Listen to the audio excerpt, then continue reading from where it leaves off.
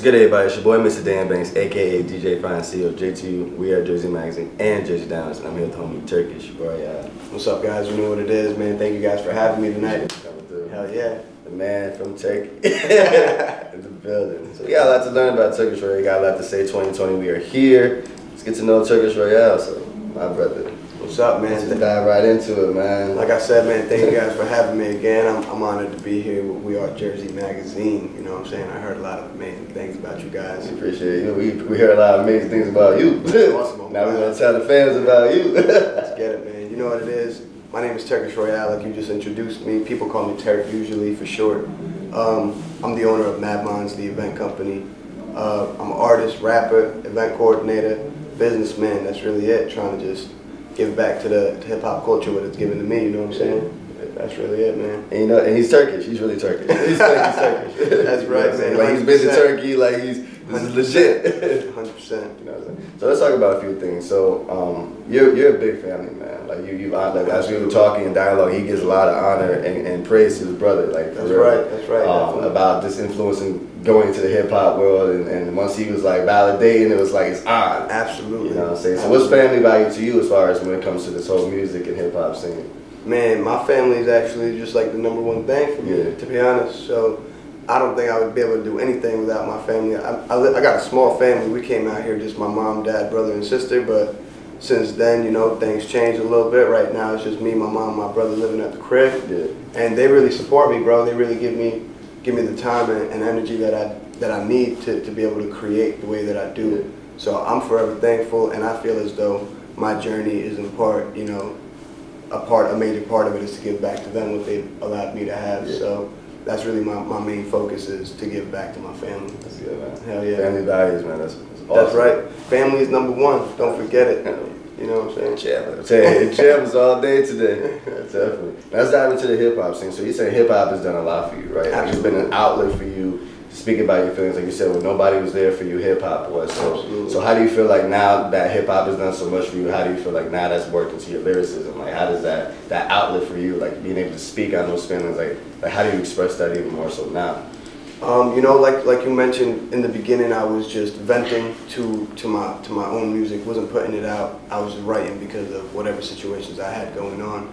I think that now as I'm growing and maturing, finding out more about music, I'm able to kind of pick and choose how I'm saying things. I'm able to make music better, make better beats now, my beat selections, and really what I'm focusing on is channeling that the truth. You know, everybody's got their own truth, I believe. I'm trying to dig deep down into my own core and just give the world that truth that I have inside, because I believe that that's what makes great music, you know, and that's what makes the great artists great, is that they kind of peel back all the layers of who they're trying to be and just are themselves. And that's really my goal in the hip hop. Yeah, and obviously he's always expanding. Like you say, he's the owner of Madminds and everything. I actually want to dive into the rapping always. I see the jacket, like we were like, yo, he got his own version. Shout out my girl, you know what I'm saying? Merry Christmas. He got the jacket, he got the hat. Like this guy is merged up. But like I said, so with the Madminds concept, right? Yeah. The events, the whole. So you've been putting a lot of hundreds of artists on the platform of actually having an upcoming foundation, a platform to speak their mind and perform. Like so. What did you first start off with that outlet? Because like you see, you had the whole idea from your journey. As far as you know, you seeing yourself paying for tickets and doing different things of that nature. What made you actually come up with the whole Madminds concept? So yeah, man, just like we were discussing before, you know, I was selling all these tickets to these shows, opening up for pretty big artists. You know, some OGs like Joe Budden, Mobb Deep, opening up for Dave East. You know, like cool shit like that. I was just selling a lot of tickets, and I would get these lump sums of cash, like thousands of dollars from all the tickets I would sell, and I'd give them to the venue owner. They'd give me back a couple $100. At the time, that was dope. A couple $100 to rap was life-changing for me. You know, I was never getting paid. I was spending money to rap. Then I asked the venue, like I was selling you, like, yo, how much does this venue cost? You know, to rent. I had $3,000 in my hand. I gave it to him. How much does the venue cost? He said $1,200. And something clicked right then and there, bro. I was like, I would have made $1,800 today if I just booked the venue and threw my own event. I was bringing enough people out to have a show, you know. So that day changed my life. I was like, all right, man, I'm putting a down payment on the next event right now. I booked the venue, Stanhope House. Shout out to them, bro.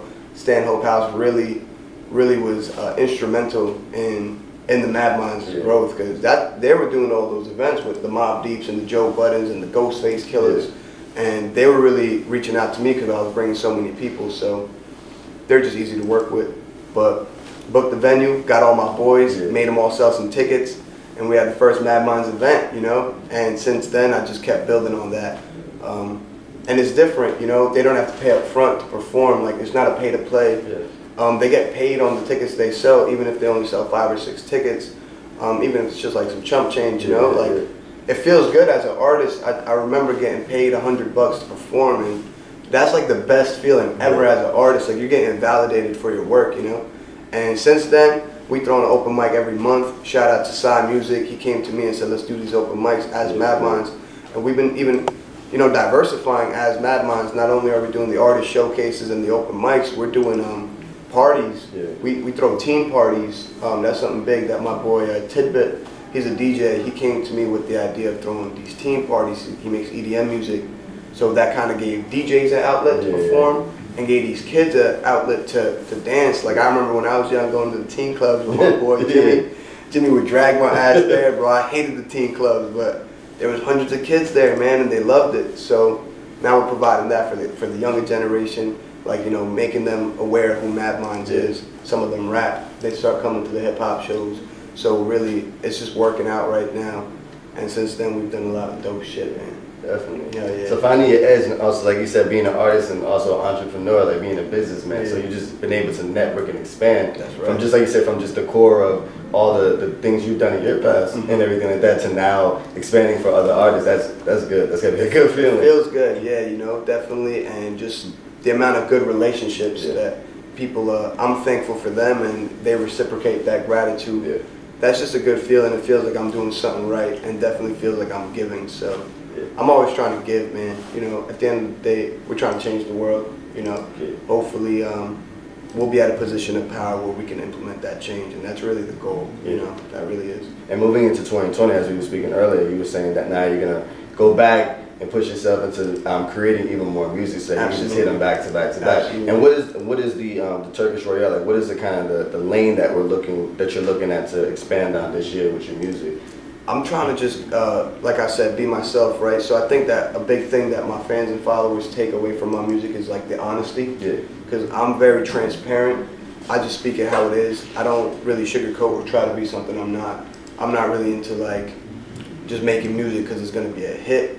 I'm trying to make music because it's going to give me goosebumps. I used to say when I would perform, right, like everybody would get people jumping and people would be turning up, and then I'd perform after these like lit ass performances, and people would just get real quiet and just like look, you know, and people would be like confused, like, you know, you're not really making crazy bangers, but people are really listening and giving you love afterwards. And I think it's just because I'm speaking to a truth in their core that's this is really what's happening right now, and I want you to listen to me. I don't want you to forget what's going on and jump around. Sometimes I do, you know, sometimes that's lit. Of course, you know, I don't want to take away from the funk side of it, but that's the lane I'm trying to pave. It's just like, you know, my idols are like I said, J. Cole, Kendrick Lamar's, like even Joey Badass's, and we could throw it back even old school like Nas's and Jay-Z's and Tupac's, you know. So, and I believe that fundamentally everything, something that they share in common is that they're just speaking the truth, and they're able to capture their world and their environment and put it on a platter for people to really relate to it, even if they're not from that world. Like,